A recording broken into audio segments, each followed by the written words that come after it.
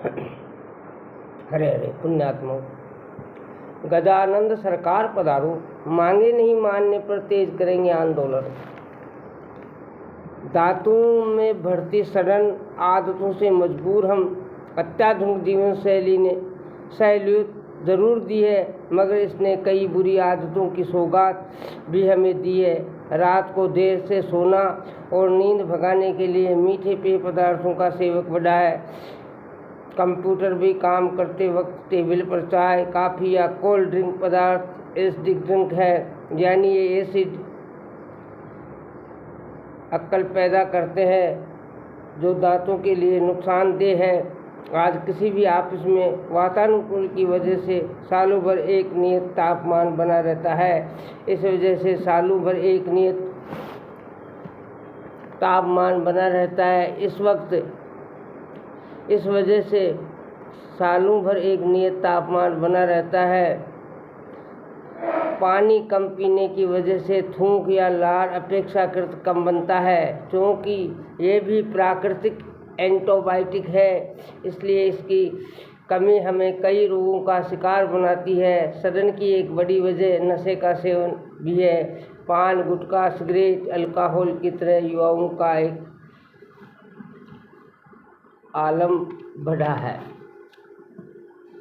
ये पौष्टिक भोजन से बचने लगते हैं और उनका रुझान पिज़्ज़ा, बर्गर, नूडल्स जैसे रिफाइंड कार्बोहाइड्रेट पदार्थों की तरफ बढ़ा है। ये खाद्य वस्तुएं दांतों से चिपक जाती हैं, जो सड़न की वजह बनती है। रही सही कसर व्यायाम से दूर रहने की मानसिकता ने पूरी कर दी है। डेंटिस्ट की माने तो इन तमाम आदतों से उम्र से पहले ही दांतों की गिरने की समस्या बढ़ी है। सत्ता पक्ष ने बजट को बताया विकास सोनोमुखी, तो विपक्ष ने आम जन विरोधी बताया। आप बदतमीज तो आप महाबदतमीज। सरकारी उपक्रम सचेतक मदन राठौड़ और कांग्रेस सचेतक गोविंद सिंह डोटासरा के बीच जमकर तू में है। ये स्थिति भी ये हुई कि काफ़ी देर तक दोनों एक दूसरे को हल्की भाषा में जली कटी सुनाते रहे। दोनों के बीच हुई तकरार में असंसदीय शब्दों का भी जमकर इस्तेमाल हुआ। बजट में सभी लोगों का ध्यान रखा है। यदि श्रवण के पैर एक जगह रुकते हैं तो वह मठाधीश सा बन जाता है। आवाज़ की दुनिया के दोस्तों, आपके लिए सर्वश्रेष्ठ बनने के लिए सर्वश्रेष्ठ करें, ये मानव स्वभाव ही होता है। उसे दूसरों के पास बहुत कुछ दिखाई देता है, खुद से अच्छा दिखाई देता है। व्यक्ति स्वयं भी बड़ा दीनहीन मानता है, कमज़ोर मानता है, हीन भावना से ग्रसित समझता है, और यही कारण है कि उसके पास सब कुछ होते हुए भी वह उसकी वैल्यू नहीं समझता है। यही मानव के साथ त्रासदी है। एक बार कोई एक व्यक्ति था जो खुद को बहुत कमज़ोर और दीनहीन समझता था, यद्यपि वह बहुत ही खुशपुश था। एक दिन सोचता तब भी वह दूसरों को सामने गिड़गिड़ाते हुए रहता था, भीख के लिए अपने दोनों हाथों को फैलाते रहता था। लोग उसको इस तरह की कायरता हरकतों के लिए हीन दृष्टि से देखते थे, खूब डांटते थे, उसे बुरा भी लगता था, लेकिन इसके बावजूद वह अपनी आदतों का दास बन चुका था, मजबूर था खुद भी बेइज्जती करवाने के लिए। एक दिन की बात है कि वह अपना घर खर्च चलाने के लिए किसी से पैसे उधार मांग रहा था, जबकि हकीकत तो ये थी कि उसने उस व्यक्ति से पहले भी पैसे उधार ले रखे थे और उन पैसों को भी अब तक भी नहीं लौटाया था। जब उसने फिर से पैसे उधार मांगे तो उसे गुस्सा आ गया और पैसे मांगने वाले व्यक्ति को भला बुरा कहने लगा।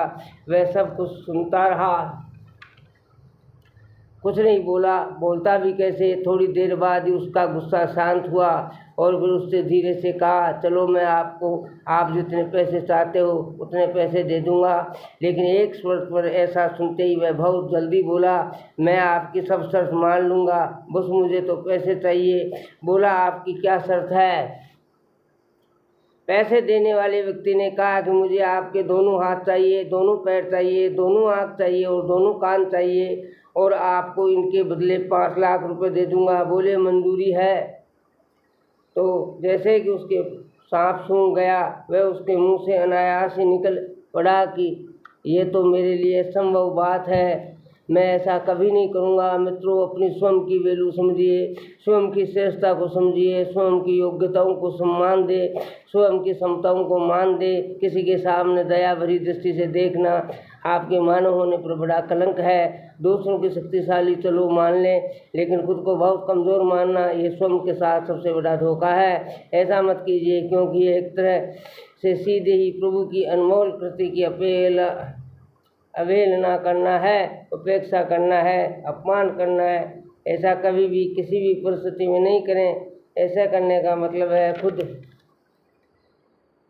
को कमज़ोर करना, खुद को निकम्मा बनाना और खुद को औरों की नज़रों में तो गिराना ही है, बल्कि स्वयं की नज़रों में भी गिराना है। आइए अपने शानदार शरीर और अनमोल जीवन को दूसरों के हाथों का खिलौना नहीं बनाएं। हमेशा स्वयं की सर्वश्रेष्ठ साबित करें। सर्वश्रेष्ठ करके जी के आप आसानी से कर सकते। इसी बात से आपके सम्मान की रक्षा तो हो सकेगी। प्रेरणा बिंदु।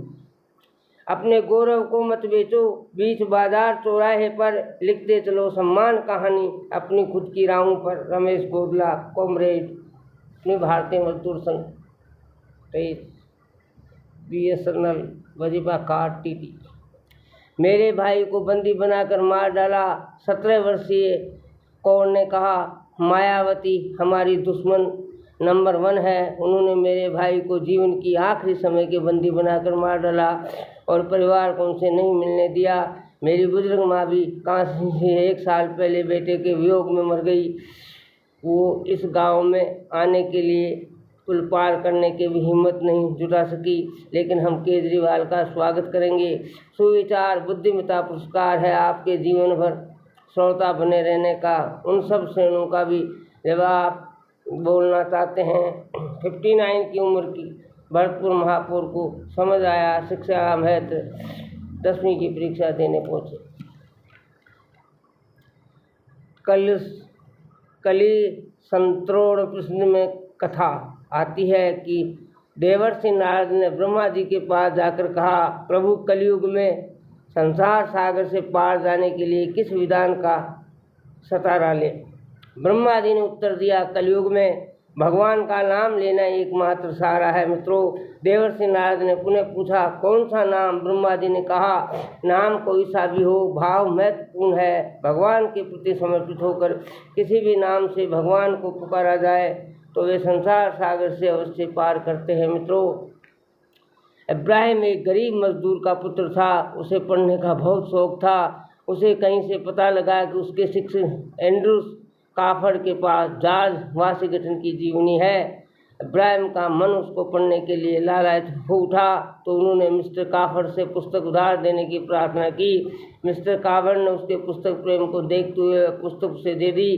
घर पहुंचते ही इब्राहिम वह पुस्तक पढ़ने बैठ गया और पढ़ते पढ़ते उसकी आँख लग गई। जब वह सुबह जागा तो उसका हृदय ये देखकर थकसा रह गया कि रात को बारिश की बौछारें आने से पुस्तक खराब हो गई है।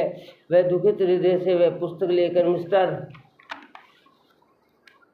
काफड़ के पास पहुंचा। पुस्तक की दुर्गति देखकर वह इब्राहिम पर बरस पड़े और बोले, तुमने अपनी लापरवाही से इतनी कीमती पुस्तक खराब कर दी, इसलिए मैं ये पुस्तक किसी को नहीं देता था। अब या तो इसकी कीमत भरो अथवा 3 दिन तक खेत पर काम करो तो ये पुस्तक तुम्हारी हो जाएगी। पैसे तो इब्राहिम के पास नहीं थे मित्र, पर उसने 3 दिन तक मिस्टर काफड़ के खेत पर जी तोड़ मेहनत की। परिणाम स्वरूप पुस्तक मिलने पर वह खुशी से झूमता हुआ घर पहुंचा और अपने पिता के वचन देता हुआ बोला कि मैं एक दिन वाशिंगटन की तरह बनकर दिखाऊंगा। यही बालक इब्राहिम एक दिन अमेरिका का राष्ट्रपति बना। मित्रों, एक दिन एक व्यक्ति संत रामचंद्र जी डोगरे जी महाराज से मिलकर बोला, महाराज मेरे पास न पैसा और न आय का कोई साधन, मुझे भगवान ने इतना भाग्यहीन क्यों बनाया है। डोगरे जी बोले, पुत्र भगवान ने तुम्हें रोजगार भी मिलेगा और सुख भी। स्वयं को कंगाल नहीं भाग्यशाली मानो। दूसरों को सुखी देखकर ईर्ष्या न करो, बल्कि उनसे सीखो। निराशा त्याग कर नया कार्य शुरू करो। संत की प्रेरणा से उस व्यक्ति के हृदय में आशा का संचार हो उठा। उसने एक छोटा सा उद्योग शुरू किया और परिश्रम से सफल होने में जुट गया। थोड़े दिनों में वह सुखी हो गया। कोई दूसरा हमारे प्रति बुराई करे अथवा निंदा करे, उद्योग दिन बात कहे, तो उसको सहन करने और उसे उत्तर न देने से वैर आगे नहीं बढ़ता है। इसका सबसे अच्छा उत्तर है मौन। जो अपने कर्तव्य कार्य में जुटा रहता है और दूसरों के अवगुणों की खोज में नहीं रहता, उसे सदा आंतरिक प्रसन्नता रहती है। जीवन में उतार चढ़ाव सदा आते ही रहते हैं, इसलिए हंसते रहो, मुस्कुराते रहो। ऐसा मुक्त इस काम का जो हंसे नहीं, मुस्कुराए नहीं। जो व्यक्ति अपनी मानसिक शक्ति स्थिर रखना चाहता है, उन्हें दूसरों की आलोचनाओं से चिढ़ना नहीं चाहिए।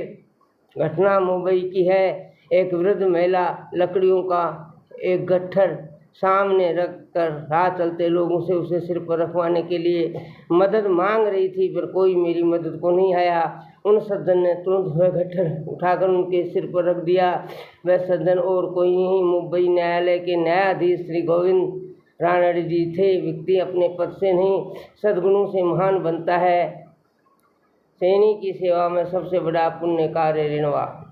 रोगी की सेवा में सबसे बड़ा पुण्य कार्य ऋणवा। सब्सक्राइब की कतई बार ला दे।